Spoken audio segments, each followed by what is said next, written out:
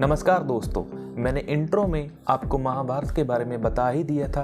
तो आज से हम बी.आर. चोपड़ा जी की महाभारत के सीरियल की एक्सप्लेनेशन शुरू करते हैं। इन्होंने अपने महाभारत में एक ऐसा करैक्टर डाला जिसने समय यानी टाइम का रोल निभाया है। और शुरुआत में ही समय हमें बताते हैं कि यह गाथा भारतवर्ष की अमर गाथा है। और स्टार्टिंग में ही हमें समय बताते हैं कि मैं भारतवर्ष की अमर गाथा सुनाने जा रहा हूँ।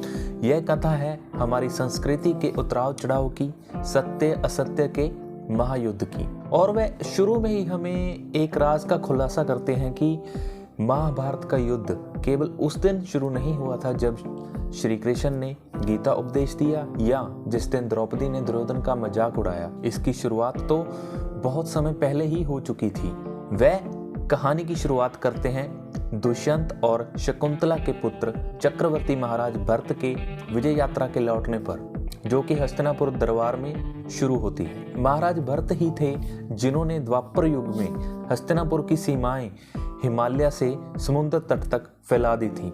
इसीलिए हमारे देश को आर्यव्रत से भारतवर्ष कहलाया जाने लगा। महाराज भरत ने ही हमारे देश में जो था कि पहले प्रजातंत्र की, लोकतंत्र की शुरुआत की। क्योंकि जब बात उठी कि हस्तिनापुर का युवराज किसे चुना जाए, तो वह इस दुविधा में थे कि वह अपने 9 पुत्रों में से किसे युवराज बनाए। और इसी समस्या का समाधान लेने के लिए वह महर्षि कनम के पास जाते हैं, जो कि उनके नाना जी थे, मतलब कि उनकी माता महर्षि कनम की पुत्री थी। तो वह महर्षि इन्हें कहते हैं, राजन, भले ही तुमने पूरी दुनिया जीत ली है, पूरा भारतवर्ष जीत लिया है, लेकिन अब तक तुम अपने आप पर विजय नहीं पा सके। ये बात बड़ी गहरी थी। तो अगले दिन चंद्रवंशियों की सभा में महाराज भरत सबका धन्यवाद करते हैं और कहते हैं कि राजा कभी भी देश या देश की जनता से बड़ा नहीं होता। उसके केवल 3 कर्तव्य होते हैं। पहला, देश और देशवासियों को न्याय देना।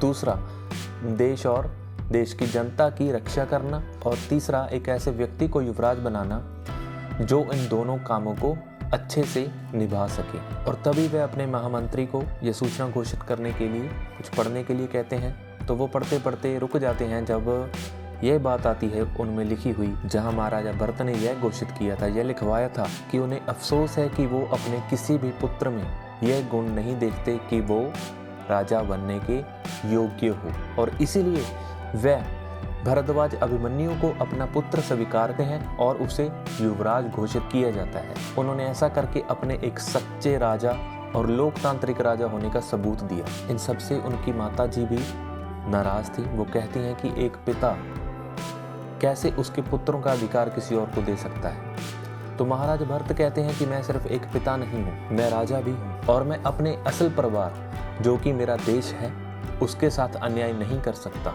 अपनी देश की जनता के साथ अन्याय नहीं कर सकता। वो कहते हैं कि जिसको मैंने युवराज बनाया है वो भी मेरे ही परिवार का एक पुत्र है। अगर मैं अपने किसी एक पुत्र को युवराज बना देता तो यह देश और प्रजा के साथ बहुत बड़ा अन्याय हो जाता। ये है हमारी संस्कृति की और हमारी महानता। तभी समय कहते हैं कि ये पौधा जो इन्होंने लगाया था, कुछ जनरेशन तक, कुछ पीढ़ियों तक तो वो ठीक ठाक रहा, लेकिन राजा शांतनु के समय वो थोड़ा मुरझाने लगा। जब जन्म को कर्म से बड़ा मानने लगे, एक बार फिर सुनिए, जब जन्म को कर्म से बड़ा मानने लगे तब ये पौधा मुरझाने लगा। और तभी कुरुक्षेत्र की धरती महायुद्ध के लिए तैयार होने लगी थी।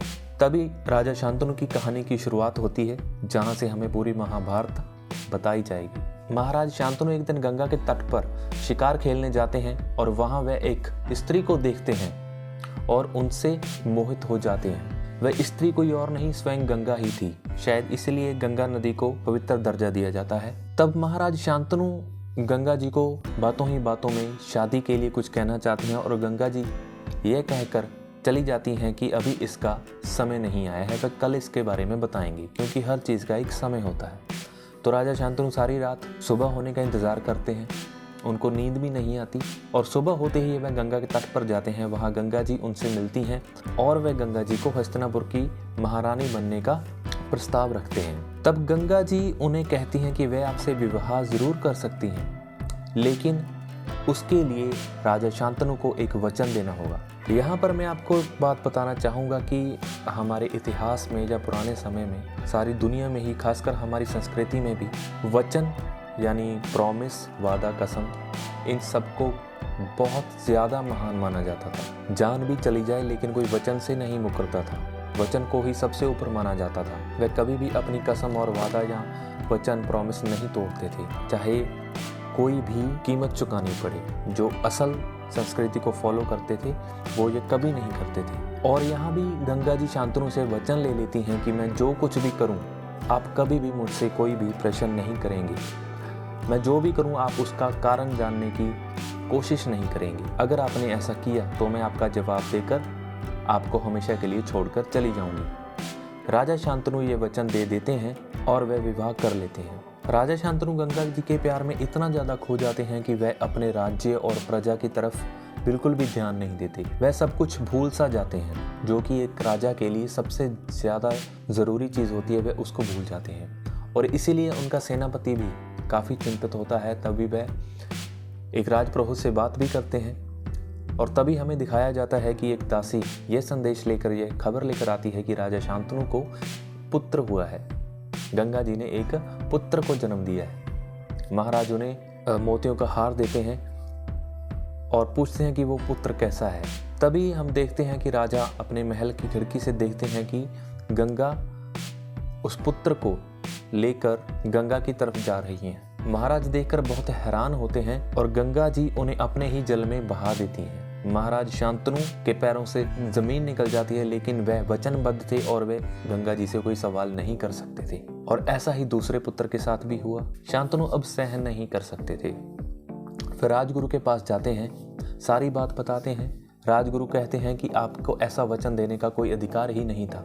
जो वचन न्याय के आड़े आ जाए, ऐसा वचन राजा को कभी नहीं देना चाहिए। ये वचन नहीं, ये श्राप है। वह राजा को काफी कोसते हैं कि उन्होंने राजधर्म का अपमान किया है और इसलिए वह राजा के व्यक्तिगत से भी गिर चुके हैं। उन्हें सबसे पहले जनता के बारे में सोचना चाहिए था, इसीलिए तो राजा को भगवान का दर्जा दिया जाता था। तभी खबर मिलती है कि रानी अब तक 3 पुत्रों को गंगा में बहा चुकी हैं और अब चौथे पुत्र का जन्म हुआ है। उसके साथ भी यही होगा, उसके साथ भी यही होता है और शांतनु की हालत और भी बदतर हो जाती है। और दोस्तों, इसी के साथ एपिसोड 1 समाप्त हो जाता है।